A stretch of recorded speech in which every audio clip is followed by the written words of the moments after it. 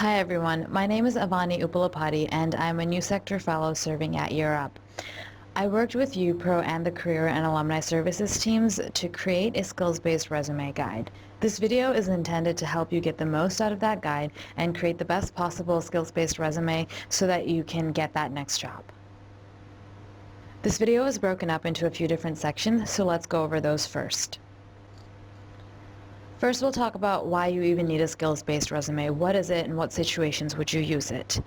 Then we'll go into the resume guide itself and I'll walk you through it and highlight specific portions of it that are going to be important for you to know. After that, we'll take a look at a few examples of skills-based resumes, specifically of chronological resumes that have been converted into skills-based resumes, and one with the job description attached to it, so that you can see what a tailored resume looks like. So what is a skills-based resume? When is it useful? Well, it's useful in a few different situations. Say you're just starting out in your career and you don't have that much experience. It would be smart to use a skills-based resume in that situation because it highlights the qualities and skills that you can bring to the table, even if you don't necessarily have the experience on your resume to showcase all your different qualifications. Whereas if you were just starting out in your career and you were using a chronological resume, it might look a little sparse due to the lack of experience. Another situation in which a skills-based resume is useful is even if you do have a lot of experience, but you're trying to switch into a new field or a new career. What it can do in those situations is show how your accomplishments and qualities that you have attained in a previous field can be used in a new field and multiple fields.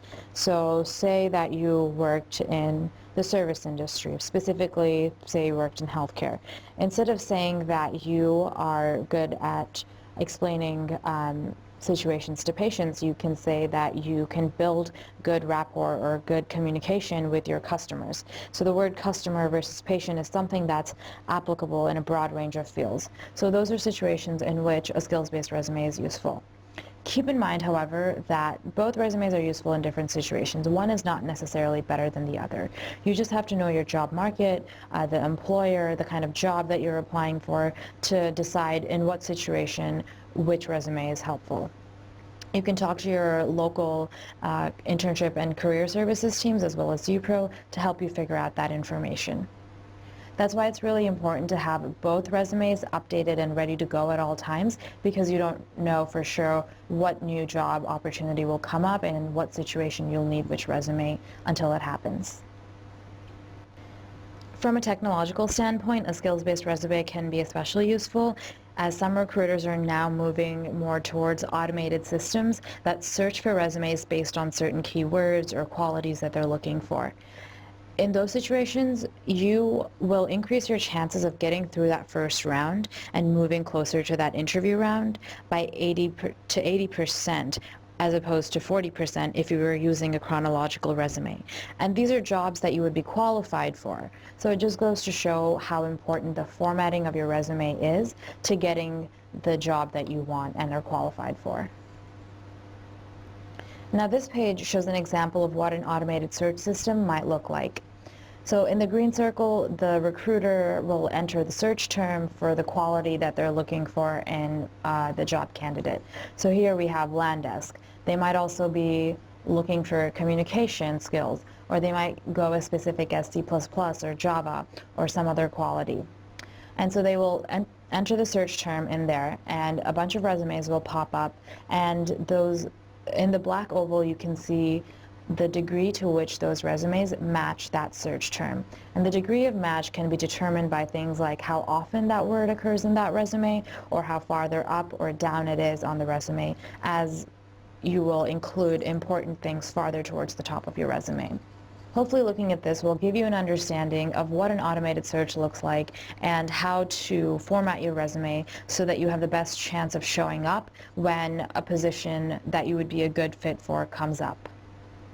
So now that we've talked about the reasoning behind using a skills-based resume, let's jump into the guide and how you can use it to get you the best possible resume. So first up, you'll have the table of contents, and this is going to be really good to come back to as you're going through the guide, so that you can figure out where you can go for the information that you need. Chapter 1 will have all the content information on what needs to go into each of the different sections and very specific examples as to what those might look like.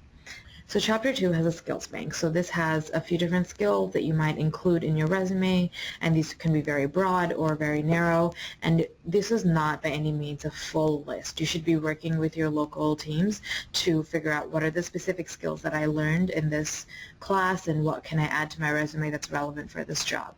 So use this as a starting point, but feel free to add any other skills and qualifications beyond those listed in this guide. And as you're building your resume, Chapter 3 is going to be really crucial because it has sample resumes and templates.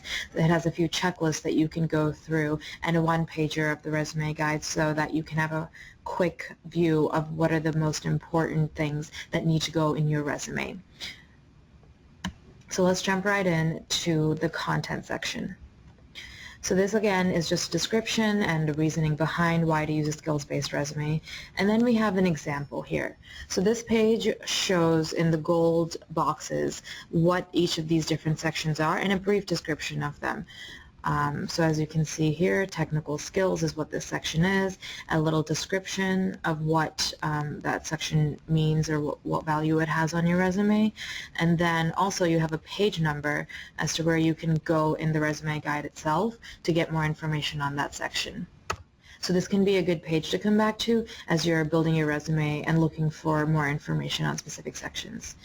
As you can see, the heading doesn't have a page number attached to it because it's the same as what's going to be in the traditional format resume, so you can refer to the earlier part of the traditional resume guide to help you with that.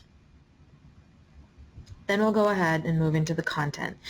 So the objective statement is optional, and you might not have used it as much in a traditionally formatted resume, but it can be a useful tool in a skills-based resume because it ties together all of the different qualifications that you list and shows how they apply to this job that you are trying to get.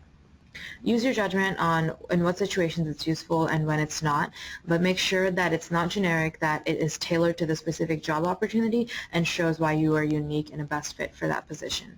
You have some examples down here that you can refer to as you are trying to build your resume. Also note that these little boxes on the side have tips or might have some extra information or that you can look at as you're going through the resume. So if you're trying to get like a quick view as you're rereading it, the little gold boxes will be a good place to go for that information. So next we have the technical skills. As you can see, this is going to be a short section. It's meant to just list your hard skills, and you have a few different formats in which you can do it. Use the one that works best for you for your formatting as well as the skills that you are trying to highlight. And you can use the skills bank later in Chapter 2 to help you with this, but remember that you can also add specific skills that aren't listed in this guide. So now we have the skills section. This is going to be the meat of your resume. You can list 3 to 5 skills, and underneath that you'll have power statements detailing your experience with that skill. You don't have to list the company or the position when you got that skill, just that you performed this particular action and this was the specific result.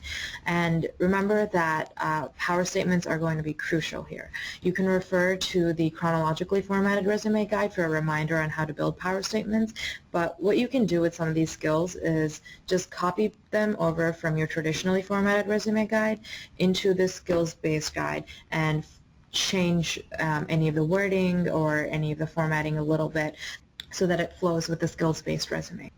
And as you go through the guide, remember to look at this section specifically because it shows you the do's and don'ts of how to build a skills section. So underneath that you have some examples. So let's take a look at these examples. So what does this show? So network engineering, that's a pretty broad skill to list. And underneath that, the applicant has listed their expertise and knowledge of other programs and other software that they would be able to bring to the table, such as Office 2000, Oracle, Visual Basic. So even if you list a general skill, that doesn't exclude you from being able to list very specific skills down here in the power statement. So after the skills section, you'll have your work experience. And this section should correlate with the skills section in that whatever skills you list should relate to the jobs that you are putting on your resume.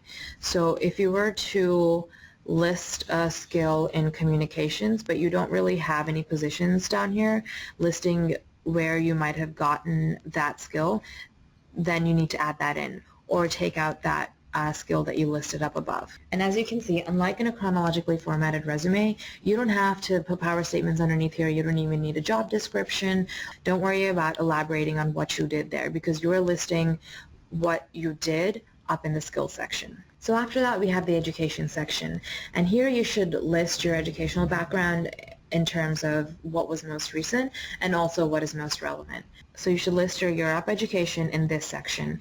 And feel free to modify this as you're building your resume guide. You don't have to use all 4 bullet points if you want. If you feel like it's not important for you to include the bullet point about how many credits you're earning towards a particular degree, take it out if that saves space and lets you list more skills.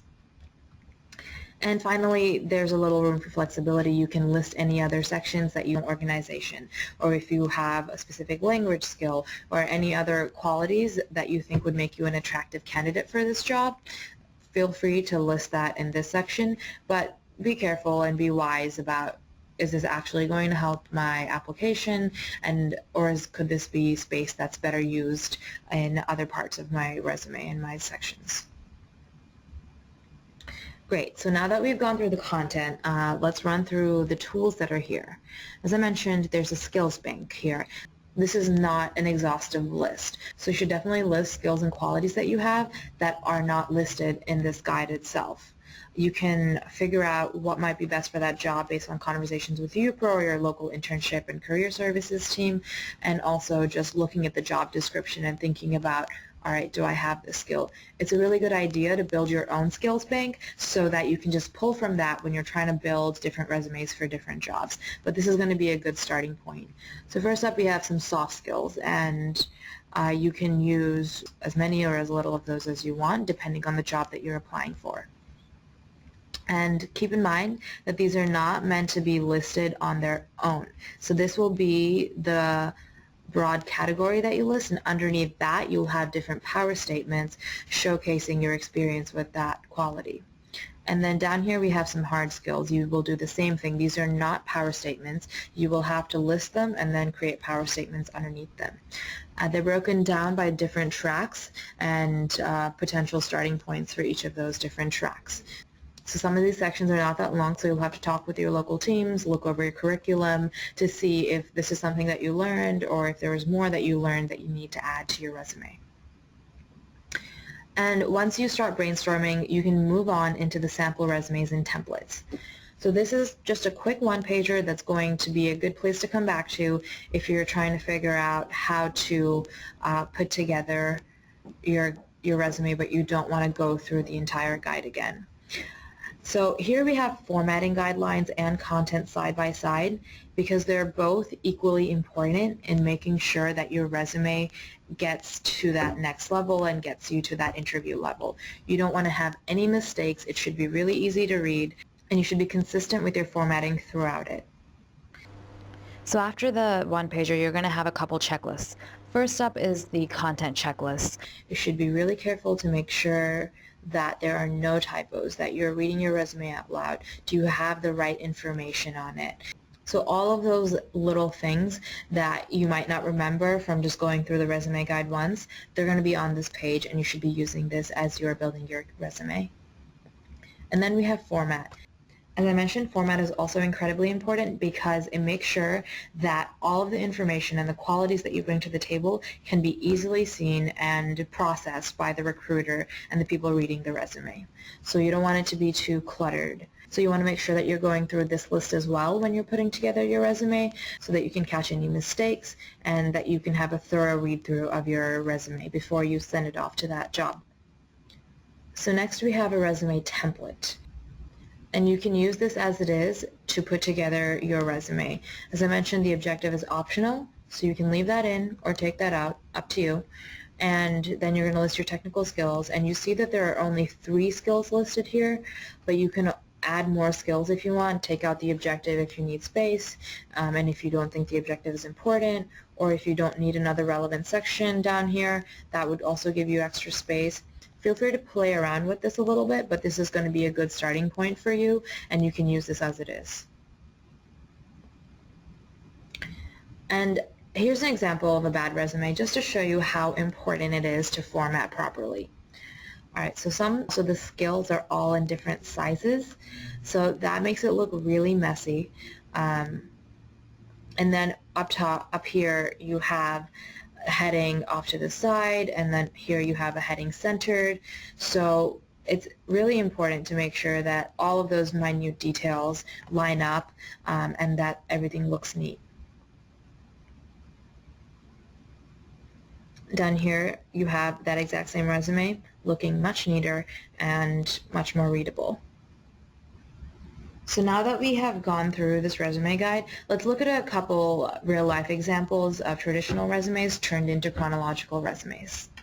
This is a chronologically formatted resume, and this is not the person's real name. All personal information has been changed, but the resume is real. They do a good job by listing their technical skills up here, but if you look down at the related employment, there's a lot of text, and clearly this person has a lot of experience. Now you could work with Tim and converted this into a skills-based resume, and we'll take a look at what that looks like. Alright, so as you can see, very different.